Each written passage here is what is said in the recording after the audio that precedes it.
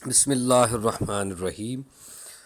अल्लाहुम्मा सल्लि अला मुहम्मद कमा सल्लैता अला इब्राहीम व अला आलि इब्राहीम इन्नका हमीदुम मजीद। अल्लाहुम्मा बारिक अला मुहम्मद व अला आलि मुहम्मद कमा बारकता अला इब्राहीम व अला आलि इब्राहीम इन्नका हमीदुम मजीद। Okay, dear friends, it's Khalil Bhatti, your instructor of principles of management, and the topic which is continue from last two classes, we are going to close it inshallah today, and that is about the controlling, the fourth main area of management. Management के चार functions में से fourth function तीन हम discuss कर चुके इससे पहले, और चौथा मेजर एरिया मैनेजमेंट के डिपार्टमेंट के लिए कंट्रोलिंग। और कंट्रोलिंग की प्रेजेंटेशन की 19 स्लाइड्स हम डिस्कस कर चुके। Today dear friends, we will talk about control tools and techniques, which is continue from last class. Today we will talk about the project management. And in project management, dear friends, the businesses normally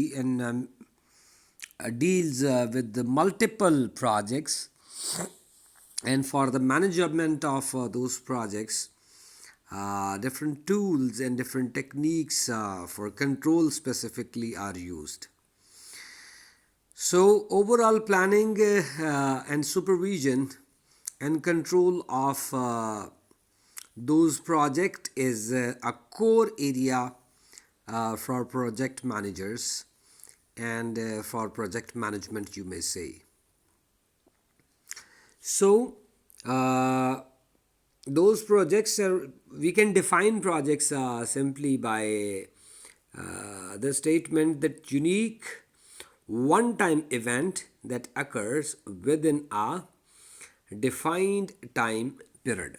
For example, आपकी company के पास कोई contract है जो अगले 6 माह में या अगले 1 साल में आपने कंप्लीट करना है, या 15 दिन के अंदर आपने वो डिलीवरी देनी है। तो ये एक प्रोजेक्ट है which is delivered in next 15 days. So the planning of this project will be different. The organizing of a team for that particular project will be different. Leading obviously will leads you towards the achievement of this specific project, and controlling is for this project for this specific days, 15 days. इसी तरह the project will take 3 months, it will take 12 months, it may take 1 year and more than this time. So project simply is a unique one time event that occurs within a defined estimated period of time. जैसे कि construction company है तो उसको एक order मिला है एक plaza बनाने के लिए, और उसका टोटल टाइम जो गिवन है 1 साल में ये प्रोजेक्ट कंप्लीट करना है। या आपने एक रोड का कॉन्ट्रैक्ट लिया है जिसको आपने 1 साल में या 6 महीने में कंप्लीट करना है। या आपके पास जो आप प्रोडक्ट बनाते हैं उसके आपने 3 लाख यूनिट्स बना के जनाब अगले 27 दिनों में जो है वो डिलीवर करने हैं, तो project. So different projects companies के पास जब आते हैं तो मैनेजमेंट टीम को जब वो प्रोजेक्ट अलॉट होता है तो वही मैनेजमेंट टीम उन्हीं प्रोसेसेस के अंदर से गुजर के आती है। सो प्रोजेक्ट के बारे में आपको पता लग गया। अब इस प्रोजेक्ट की कंप्लीशन के लिए जो काम होता है डियर फ्रेंड्स, उसकी प्लानिंग होती है, वो मैनेजमेंट के लिए, मैनेजर्स के लिए बड़ा एक इम्पॉर्टेंट और क्रूशल टास्क होता है, that how they will complete this project. Gantt chart और ये CPM PERT, ये these are some geographical display of the planning, you may say.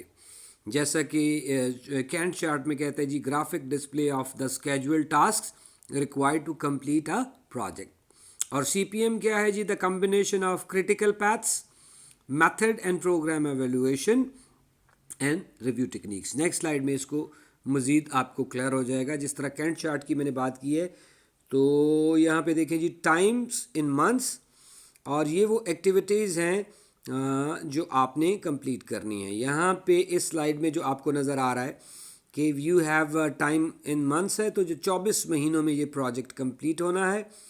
सो पहले 9 महीने आर्किटेक्चर का जो वर्क है वो कंप्लीशन के लिए, और 6 महीनों के बाद आर्किटेक्ट के ऊपर फाउंडेशन के ऊपर भी काम स्टार्ट हो जाएगा। जबकि फ्रेमिंग जो है वो 6-7-8 मंथ से फ्रेमिंग के ऊपर काम स्टार्ट होगा, जो कंटिन्यू रहेगा 13 महीनों तक, 14 महीनों तक। जबकि लास्ट फिनिशिंग जो है वो 12वें महीने से 24वें महीने तक चले। ये कैंट चार्ट इनफैक्ट आपको हेल्प आउट करता है, जो रेगुलर आपके सामने डिस्प्ले होता है कि कितना टाइम रिक्वायर्ड है और कितना काम हो गया, और कैसे, किस स्पीड के साथ आप लोगों ने काम करना है, और किस फेज़ में, किन डेज में कौन सा काम जो है वो कंप्लीट होगा। होपफुली समझ आई होगी आप लोगों को। नेक्स्ट स्लाइड पे मैं क्रिटिकल पैथ पे चलता हूँ। CPM और PERT चार्ट जो है क्रिटिकल पैथ्स इवेंट्स के वो भी उसी तरह से उसको लेके एक्टिविटीज़ का डिस्प्ले करता है। एक्टिविटी 1 से 2 तक मूव करने के लिए आपको कितना टाइम रिक्वायर्ड है, फिर 2 से 3 पे मूव करने के लिए कितने मंथ्स या कितने वीक्स रिक्वायर्ड है, 3 से 4 किस तरफ से आता है, ये 1 से 2, 2 से 3, और यहाँ पे साथ ही 1 से 4 की तरफ भी काम स्टार्ट हो जाएगा। 2 के बाद 6 की तरफ से, जब उधर 3 की तरफ आपकी वर्किंग स्टार्ट हुई है, साथ ही 6 की तरफ वर्किंग। इसको क्रिटिकल पैथ भी बोलते हैं कि मल्टीपल डायमेंशंस। फॉर एग्जांपल, आप एक मोटरसाइकिल असेंबली का काम करते हैं, मोटरसाइकिल बनाने वाली आपकी कंपनी है, तो उसके मल्टीपल उसके एलिमेंट्स हैं जो उसको डिफरेंट टाइम्स में कंबाइन करके at the end of day आप बाइक तैयार करेंगे। तो उसके लिए आपको फ्रेम्स तैयार करने हैं, लाइट्स चाहिए आपको, कितने इंजन्स चाहिए आपको उसके जो रिमेनिंग अदर पार्ट्स हैं उसकी रिक्वायरमेंट है। तो क्रिटिकल पैथ आपको हेल्प आउट करता है कि किस तरीके से कितनी एक्टिविटीज़ इन्वॉल्व हैं, और हर एक्टिविटी कितना टाइम लेगी, और फिर कैसे बेहतरीन सिस्टम से उस क्रिटिकल पैथ पे चलते हुए आप अपनी एफिशिएंसी को इंक्रीज कर सकते हैं, और आप अपना इफ़ेक्टिवनेस को इंक्रीज कर सकते हैं। एफिशिएंसी और इफ़ेक्टिवनेस के बारे में फिर एक दोबारा से बता देता हूँ कि इनपुट, प्रोसेस और आउटपुट। अब इनपुट में हमारे पास रॉ मटेरियल भी हमारी इनपुट है, टाइम भी हमारी इनपुट है, लेबर भी हमारी इनपुट है। ये सारी इनपुट्स को प्रोसेस के दौरान हमारी कोशिश होती है कि कम से कम टाइम, कम से कम लेबर, कम से कम रॉ मटेरियल यूज़ हो। तो किस टाइम पे किस चीज़ को कितना मैनेज करना है, और कितनी एक्टिविटीज़ को सेम टाइम पे स्टार्ट कर सकते हैं, ये CPM, ये PERT चार्ट जो है वो ऑर्गेनाइजेशन बनाती है ताकि बेहतरीन यूटिलाइजेशन ऑफ इनपुट्स हो सके। ओके जी, आगे की तरफ मूव करते हैं। नेक्स्ट स्लाइड पे है जी इन्वेंट्री कंट्रोल। जिस तरह मैंने स्टार्ट पे बताया था, प्रोजेक्ट मैनेजमेंट के बाद एक बड़ा इंपॉर्टेंट एरिया होता है बिजनेसेस के लिए इन्वेंट्री कंट्रोल का, और मैनेजमेंट का जो टास्क है उसमें इन्वेंट्री इटसेल्फ एक टारगेट है। इन्वेंट्री से मुराद है कि जो स्टॉक आप मैन्युफैक्चर कर रहे हैं या बना रहे हैं, आपको किस लिमिट पे रहना है, कितना स्टॉक आपके पास अवेलेबल होना चाहिए। ना बहुत ज़्यादा स्टॉक हो कि जिसको सेल करने में बहुत टाइम लग जाए और वो ख़राब हो जाए, वो ऑब्सलीट हो जाए, जो डैमेज हो जाए, और ना इतना कम स्टॉक हो कि आपकी सेल जो है मुतासर हो कि you have orders but you don't have stock available with you, तो उसमें डिले आए। So control of inventory is a important area for businesses, for companies. So, ensure that the inventory is not too big, as I told you, enough to meet the immediate needs, or it shouldn't be not too big, or it shouldn't be not too low. बहुत ज़्यादा भी नहीं होनी चाहिए, बहुत कम भी नहीं होनी चाहिए. उसके बाद ये जो सेकंड क्लास आपको नज़र आ रही है, E O Q, economic order quantity, not too low not too high. तो इसकी मैनेजमेंट दैट हमारी एक्सपेक्टेड सेल और रेगुलर सेल जो क्या है, कितनी चल रही है, कितना टाइम लगता है फर्दर एक चीज़ की प्रोडक्शन में. तो एक इकोनॉमिक ऑर्डर क्वांटिटी जो है वो ऑर्गेनाइजेशंस, बिजनेस मैनेजमेंट डिसाइड करती है कि जब ये मिनिमम लेवल रह जाएगा तो हम मज़ीद प्रोडक्शन स्टार्ट कर देंगे. फॉर एग्ज़ाम्पल, मैक्सिमम ऑर्डर है कि जी 100 से ज़्यादा यूनिट्स नहीं रखने, और मिनिमम ऑर्डर है कि 10 यूनिट्स रह जाएं तो फर्दर प्रोडक्शन स्टार्ट हो जानी चाहिए. सो ये इकोनॉमिक ऑर्डर क्वांटिटी कहलाता है. बहुत सारी जगहों पे बिजनेसेस में ऐसा भी होता है कि जस्ट इन टाइम की टर्मिनोलॉजी यूज़ की जाती है, और जस्ट इन टाइम स्केड्यूल से मुराद होती है कि आप ऑन ऑर्डर तैयार करते हैं customise. It's remote material to workshop just in time. So when you got order, so you will produce on accordingly after getting this order. Clear है? नेक्स्ट आ गया जी हमारा पॉइंट ब्रेक इवन एनालिसिस का. और ब्रेक इवन एनालिसिस एक बड़ी important technology और टर्मिनोलॉजी है जो ऑर्गेनाइजेशंस के अंदर यूज़ होती है, और इम्पॉर्टेंट एरिया है फाइनेंसेस को लेते हुए. तो फाइनेंसेस का कंट्रोल भी मैनेजमेंट का टास्क है. If your company is not able to manage your finances, they will never achieve their objectives. They will never achieve efficiency and effectiveness. So, one of the American research says that 90% businesses get failed due to the non-availability of cash or finances, or misuse or mismanagement of the finances or cash. So if you want to achieve your objectives, if company wants to meet good goals, if company wants to make profits, so the company should manage finances, should control finances, and for the control of those finances, break even analysis is a technology, is a terminology, is a formula used by companies. होता क्या है break even point? Break even point से मुराद होती है, dear friends, जहाँ पे किसी कंपनी के प्रोजेक्ट की कॉस्ट को रिकवर कर ले. When a company occurs where revenue just equal to cost, or you can say when the company receive its cost. मिसाल के तौर पे हमारे एक प्रोजेक्ट में हमने यूनिट्स बनाए हैं 100, जिसकी कॉस्ट आई है 100. तो एक यूनिट हमें कॉस्ट कर गया ₹1 में, $1 में. तो हमने उसकी प्राइस कंपनी ने रखी है ₹2, सेल प्राइस.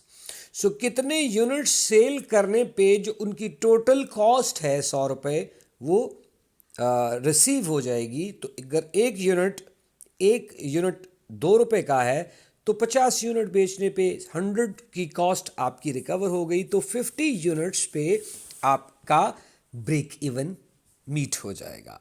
उससे ऊपर ब्रेक इवन के ऊपर आपके बेनिफिट्स हैं. तो break even is a very helping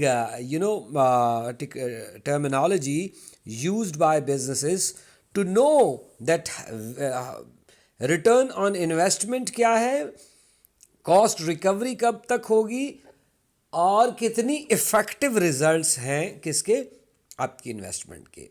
so break even analysis performs what if calculations under different revenues and cost controls.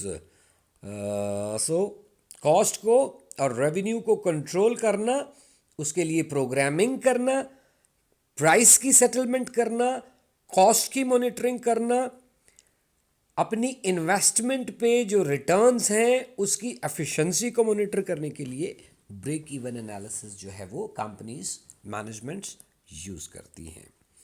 यहाँ पे नेक्स्ट स्लाइड पे उसका एक छोटा सा मज़ीद आपको, मैं मैथमेटिकल कलेक्शन में नहीं जा रहा, एनीवेज जो कॉस्ट होती है, कॉस्ट की भी कुछ आगे फर्दर टाइप्स होती हैं।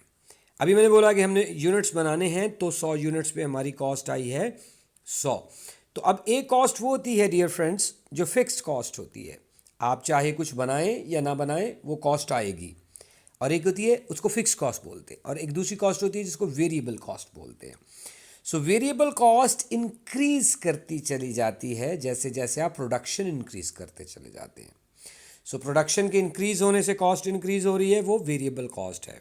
मिसाल दे देता हूँ यहाँ पे एक सिंपल सी मैं, कि आपने एक एकेडमी बनाई, उसके लिए आपने एक बिल्डिंग रेंट पे ली जिसका रेंट है 10,000, और उस पर बिजली का आपका पक्का बिल आने वाला है 2,000। सो आपकी ये वो कॉस्ट है जो मस्ट है, आपके पास एक स्टूडेंट भी नहीं आ रहा तो आपको ये फिक्स्ड कॉस्ट पे करनी है। अब अगर 10 बच्चे आपके पास पढ़ने के लिए आ रहे हैं तो आपकी फिक्स्ड कॉस्ट 12,000 है। अब आपके पास 50 बच्चे आ रहे हैं तो आपकी फिक्स्ड कॉस्ट 12,000 है। सो अब जैसे जैसे बच्चे स्टूडेंट्स आते चले जाएंगे, वेरिएबल कॉस्ट जो आप टीचर्स हायर कर रहे हैं, कि जितने आप टीचर्स हायर करते चले जाएंगे आपकी वेरिएबल, सो बच्चे इंक्रीज हो रहे हैं, स्टूडेंट्स इंक्रीज हो रहे हैं, तो नंबर ऑफ टीचर्स भी जो है वो आपको इंक्रीज करने पड़ेंगे, आपको स्टेशनरी भी रिक्वायर होगी। तो वो तमाम कॉस्ट जो प्रोडक्शन लेवल के साथ इंक्रीज करती है, डिक्रीज करती है, वेरिएबल कॉस्ट होती है। और total cost, fixed cost plus variable cost, दोनों कॉस्ट को जमा करो तो आपकी टोटल कॉस्ट आती है। ये तो एक सर्विसेज की एग्जांपल हो गई। एक और एग्जांपल ले लेते हैं यहाँ पे कि फॉर एग्जांपल मुझे हमारी कंपनी बनाती है ट्रैक सूट्स। सो ट्रैक सूट्स बनाने की कंपनी है हमारी, और हमने उसके लिए एक रेंट पे प्लेस ली है फैक्ट्री के लिए जिसका किराया है 10,000 रुपये। यूटिलिटी एक्सपेंसेस हमारे कंफर्म फॉर एग्जांपल डिसाइड कर लेते हैं कि जी 10,000 उसके बिजली के और दूसरे एक्सपेंसेस है, तो ये वो 20,000 हैं कि अगर आप एक ट्रैक सूट भी नहीं बना रहे तो आपको 20,000 मस्ट पे करने हैं। ठीक हो गया जी, ये फिक्स्ड कॉस्ट है इस मैन्युफैक्चरिंग यूनिट की। अब वहाँ पे आपने जो मशीनरी चलाई है तो आप वहाँ पे 20,000 फिक्स कॉस्ट के अगेंस्ट रोज़ के 10 ट्रैक सूट्स बनाते हैं। तो 10 ट्रैक सूट्स बनाएंगे तो जो रॉ मटेरियल ख़रीदेंगे वो 10 ट्रैक सूट्स का होगा, तो वो वेरिएबल कॉस्ट है। उस पे जो आप कारीगर बिठा के उसको जो पैसे देंगे 10 सूटों का, उसके साथ आपने ट्रैक सूट्स का कॉन्ट्रैक्ट कर रखा है, तो वो 10 पीसेस का आप उसको दे रहे हैं, तो वेरिएबल कॉस्ट है। अब अगर आप 100 यूनिट्स डेली बना रहे हैं तो आपकी वेरिएबल, सो वो कॉस्ट जो प्रोडक्शन बढ़ने से बढ़ती चली जाती है वेरिएबल कॉस्ट है, और फिक्स्ड कॉस्ट वो होती है जो फिक्स रहती है। तो fix cost plus variable cost आती है जी टोटल कॉस्ट। अब टोटल कॉस्ट जो भी आती है, हमारे जितने नंबर ऑफ यूनिट्स प्रोड्यूस हैं, अगर उसको उस पर डिवाइड करें तो पर यूनिट कॉस्ट निकल आती है, और फिर प्राइस उसके अकॉर्डिंग होगी, और प्राइस अकॉर्डिंग होगी तो ब्रेक इवन पॉइंट का मैंने आपको वैसे पहले ही बता दिया था कि ब्रेक इवन क्या है, वो पॉइंट जहाँ पे आपकी कॉस्ट रिकवर करती चली जाएगी। सो प्रोडक्शन इंक्रीज होने से एवरेज कॉस्ट नीचे आएगी, और प्राइस के इंक्रीज करने से भी बहुत सारे इन्फ्लुएंसेस हो सकते हैं। So break even is in fact guiding you कि after selling how many units you will achieve your cost, और उससे ऊपर प्रॉफिट्स होते हैं। तो ये कंट्रोलिंग डिपार्टमेंट मैनेजमेंट का इस फंक्शंस को भी मॉनिटर कर रहा होता है। होपफुली क्लियर होगा, ये भी सिंपल सी बात थी, आप लोगों ने इकोनॉमिक्स में भी शायद पढ़ी हो इसमें बातें। आगे some basic information about balance sheet and income statement, accounting का सब्जेक्ट आप पढ़ के आए। आप लोगों को पता है बैलेंस शीट क्या होती है। बैलेंस शीट की 2 साइड्स होती हैं जनाब, एक एसेट साइड, एक लाइबिलिटी साइड। और एसेट्स भी 2 तरह के होते हैं, एक करंट एसेट्स और एक फिक्स्ड एसेट्स। फिक्स्ड एसेट्स में आपकी बिल्डिंग, आपका लैंड, आपका वो तमाम चीज़ें जो फिक्स्ड फॉर्म में, मशीनरी फॉर एग्जांपल, ठीक है जी, इंफ्रास्ट्रक्चर फॉर एग्जांपल। और करंट एसेट्स में 5 चीज़ें होती हैं, यहाँ पे 3 मेंशन है, 5 चीज़ें होती हैं जी। सबसे पहले इसमें होता है आपके रिसीवेबल्स, आपके डेटर्स, आपका बैंक, आपका कैश, और पांचवी चीज़ आपकी आ गई जनाब नंबर 1 पे मैंने बताया आपका स्टॉक। सो स्टॉक, रिसीवेबल्स, अच्छा जी, आउटस्टैंडिंग्स बोला मैंने, रिसीवेबल, इन्वेंट्रीज, कैश, बैंक। सो 5 करंट एसेट्स और फिक्स्ड एसेट्स, ये आपकी बैलेंस शीट की एक साइड है जो टोटल एसेट्स शो करती है, और दूसरी साइड लाइबिलिटीज़ की है जो टोटल लाइबिलिटीज़ होती हैं। इसमें ओनर्स इक्विटी है, लॉन्ग टर्म लाइबिलिटीज़ हैं, करंट लाइबिलिटीज़ हैं। ये अकाउंटिंग की डिटेल है जो आप लोगों को मोस्ट प्रॉब्ली पता होगी, ना पता हो तो गूगल मीट में आप मुझसे ज़रूर पूछिएगा।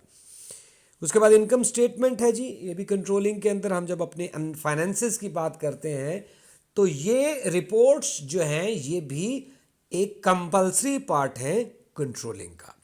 सो इनकम स्टेटमेंट आपकी जो टोटल सेल है उसमें से अगर आप अपने टोटल एक्सपेंसेस को माइनस करें तो आपके पास आपके प्रॉफिट्स आते हैं। आगे की तरफ मूव करते हैं जी।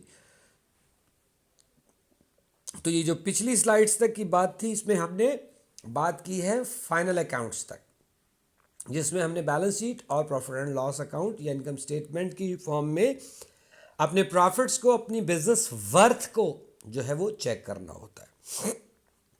अब फाइनल अकाउंट से आगे एनालिसिस का सीन स्टार्ट होता है, जिसमें हम रेशियोज कैलकुलेट करके liquidity ratios, leverage ratios, current ratios, profitability ratios, in ratio से हम चेक करते हैं कि हमारा फर्दर ऑर्गेनाइजेशन की परफॉर्मेंस कैसे चल रही है।